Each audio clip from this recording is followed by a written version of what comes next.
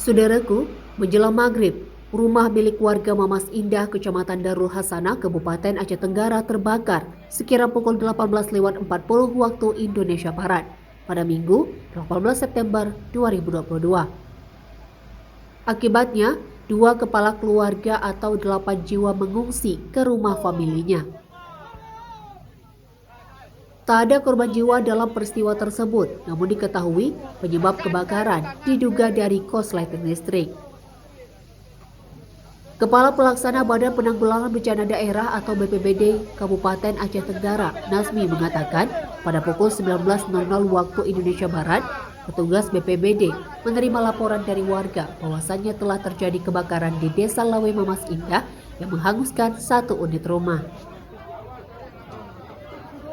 Akibatnya rumah milik Musliadi yang berusia 50 tahun atau akrab disapa Wak Bujang yang dihuni bersama imam atau 2 kepala keluarga atau 8 jiwa itu terpaksa mengungsi di rumah familinya.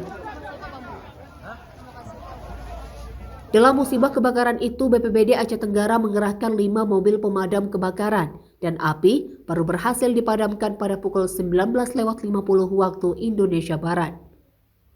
Dari Aceh Tenggara, Asnawi Lui, Tribun Gayo TV.